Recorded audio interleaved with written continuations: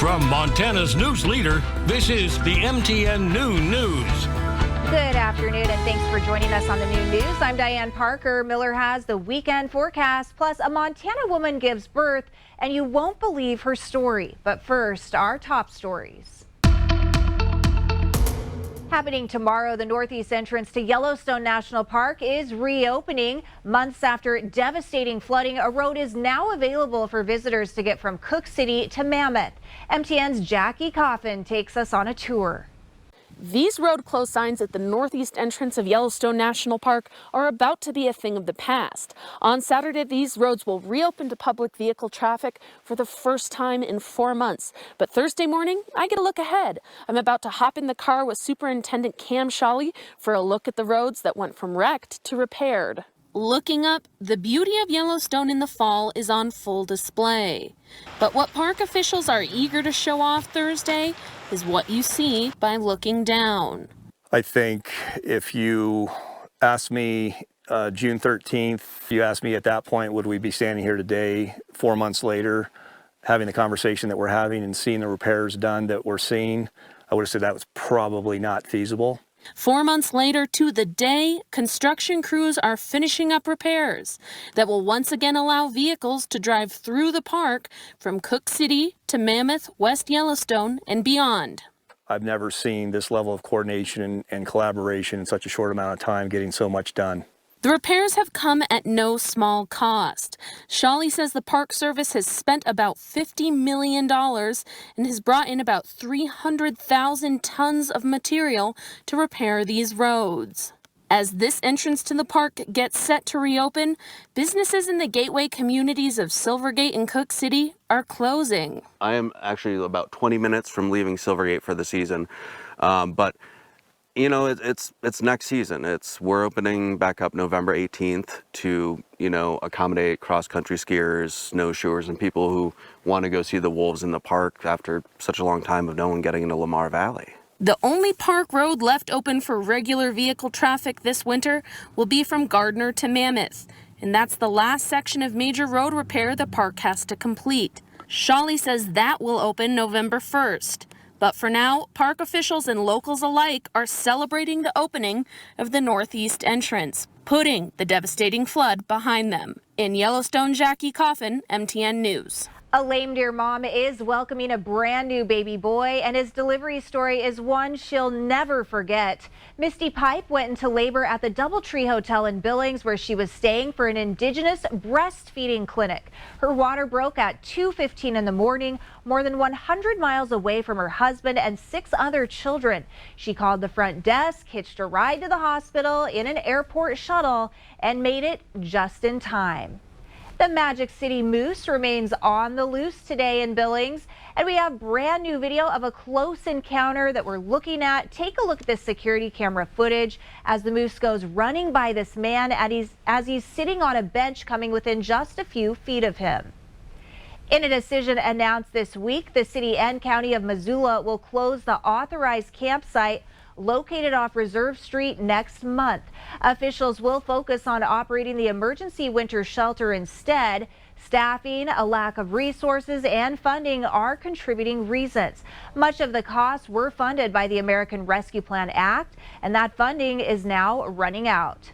Kalispell residents have an easy way to get rid of fall leaves during the city's annual leaf pickup week that is running now through October 18th.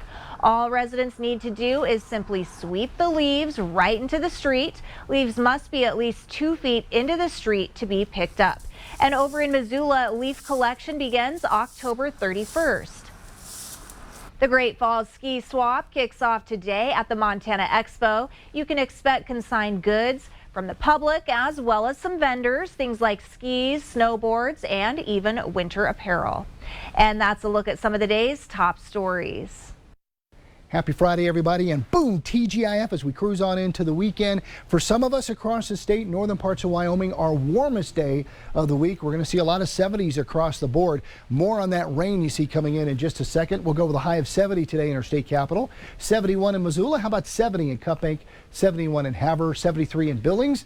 But a lot of 60s out there. Jordan at 68, 67 in Miles City. Down in Cody, up to about 69 this afternoon. All right, let's talk about that moisture. We do have this blast of energy coming in, so some showers later today through this evening, tomorrow morning, maybe even some mountain snow.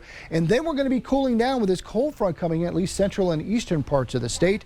But the cool down doesn't last. Tell you all about it with the main forecast coming up here in just a bit. October is Breast Cancer Awareness Month, and that has us telling some incredible survivor stories like Athena Gorder's story. She recently wrapped up treatment right here at Billings Clinic with her son as her support system. This course is run, and I'm on my way. Athena Gorder was diagnosed with breast cancer at age 47 in 2020. Her 20-year-old son, Payne, stopped his entire life to be with her at every single doctor's appointment, chemo treatment, and cancer milestone. Here we go. First shave. I don't know how he did this. I don't know. People say that you're so strong. Let me see it. And my thoughts are, I'm not strong. I do what I have to do. But the strength that we get is the strength from our family and the strength from our support system. From her hair journey, her first relay for life, to treatment and even matching tattoos, her son Payne was there through it all. My son would not sleep in his bedroom. He would sleep on the couch because it was close to my bedroom, so that if I needed anything at any time, he could hear me.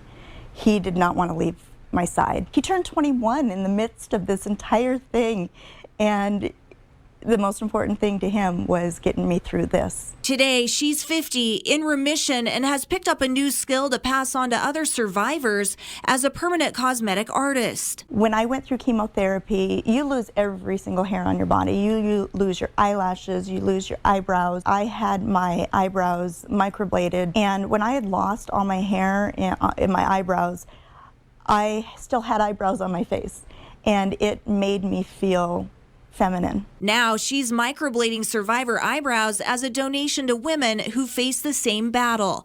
And if that wasn't enough, she's got another big goal. I will be competing in the Mrs. Montana and Mrs. Montana America and Mrs. Montana American pageant this summer. And my platform will be breast cancer awareness and metastatic breast cancer research. She's got a big story to tell, and it all started with a big diagnosis, an even bigger support system, and now she gets to help others with her big heart. In Billings, Diane Parker, MTN News. For more information on Athena Gorder's Cosmetic Ink Artistry service free of charge for breast cancer survivors, you can call Charisma Salon in Billings at 406-256-3300 or visit her on social media. She's on Instagram and Facebook.